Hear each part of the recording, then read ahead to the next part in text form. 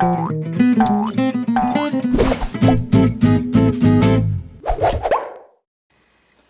it going, YouTube? My name is Benjamin Abbott. I am a Metro blogger, and I'm going to be going over the best and worst of this week's nerd culture a little bit quickly because I'm a bit short of time this weekend. So let's get right down to it. Now, New York Comic Con has been in full swing for the last couple of days, and there's far too much to go over. There's a new set of books from Marvel, for instance. There's Black Widow is getting her own book, I think it's next year.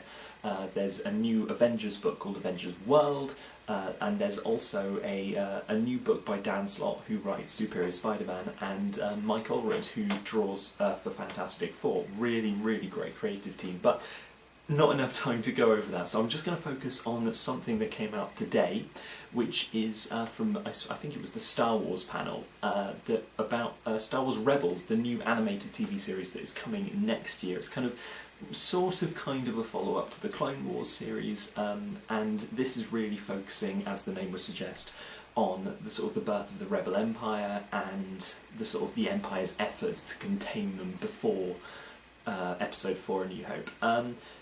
The main things they talked about today were the Empire itself, and the new villain called the Inquisitor, who has been sent by Darth Vader to hunt down the remaining Jedi who survived Order 66, which killed them off in Episode 3. He seems very much a traditional, Star Wars villain, in that he's got the typical bald head, he's got the evil yellow eyes, sharp teeth, and double-bladed red lightsaber, at least I believe he does, and kind of almost a Darth Vader black suit. So it's going to be interesting to see who he's up against, because that would suggest there are Jedi in the show, as IGN mentioned. Maybe this will be Ahsoka, who was in the Clone Wars TV series and was kicked out of the Jedi Order toward the end of that program. So maybe she'll make an appearance.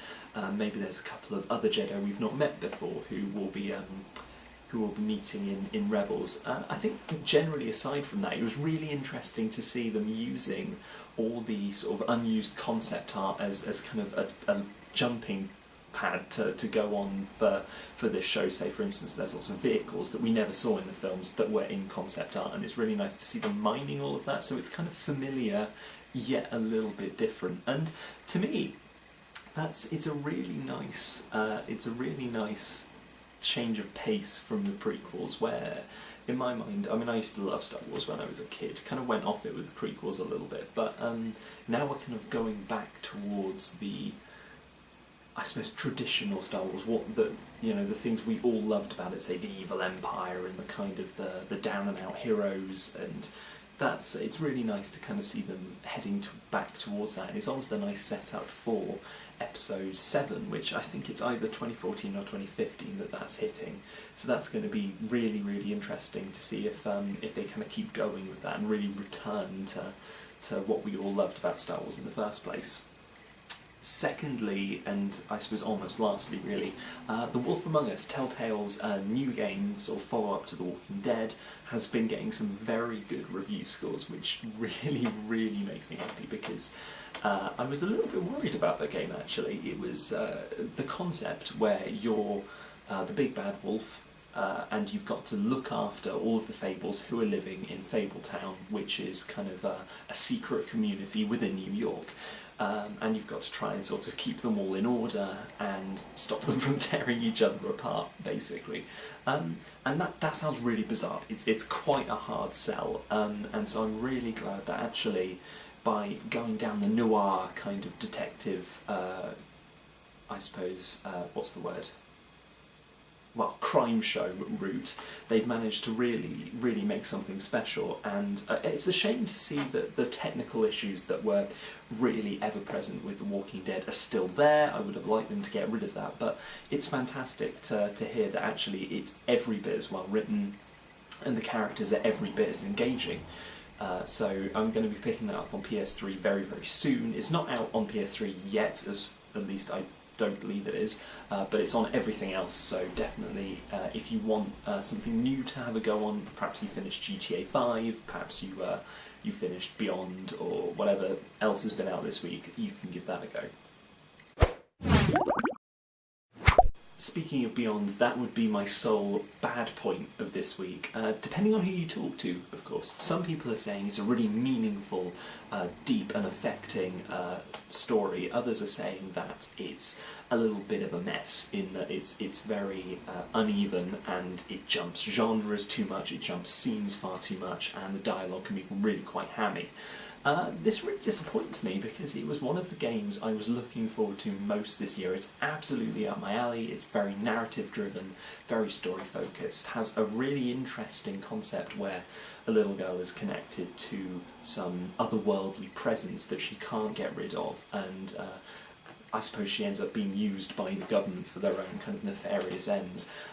So it definitely had a lot of potential, and as the next game from the developer of Heavy Rain, Quantic Dream, I think, considering how well that game went, despite some massive plot holes, that game was absolutely fantastic in terms of the choice and consequence it gave you. I was really looking forward to seeing how this one kind of worked out. So it's a real shame to hear that certainly IGN said that the level of choice and consequence is far less this time. And also, the script, it just veers into the ridiculous, apparently. Sometimes that's quite a few publications have said that so far. And while I'm tempted just to pick it up and have a go myself, I'm reluctant to spend that much on something which consistently people are saying the same things. They're saying it jumps genres too much. It doesn't really have any connecting tissue between its chronological order, in that it jumps from, say, a scene when she's a child to when she's a CIA operative to then preparing a meal, and there's absolutely nothing to kind of bring it together and keep it feeling cohesive. So that's a real shame. However, obviously, if you do have some things to trade in, or perhaps some money lying around, definitely give it a go, because everyone's saying that really it's something you should try yourself just to see what you think, because it's so divisive. It's really split everyone down the middle. So no, it's just a shame it's not the kind of rip-roaring success that I was hoping it would be. Anyway, that is all I have time for this time, so make sure you check back next week. I'll be posting a video every Sunday just to kind of get me more used to talking in front of a camera, and hopefully I'll have a bit more time to go over things next week as well. If you want to follow me on Twitter, then you can do so at @TheWordBen. You can also see more of my thoughts on narrative-driven games in my podcast, Artistic Play Network, which is at www.artisticplaynetwork.com. That's also on iTunes and on SoundCloud. And finally, my Metro blog. I write for that every week, pretty much covering so many different subjects within gaming. It's well worth a look. You can find that by just typing in Metro blogs Benjamin Abbott. You should be able to find it pretty easily. So I shall catch you later on. Have a good one. Thank you for watching.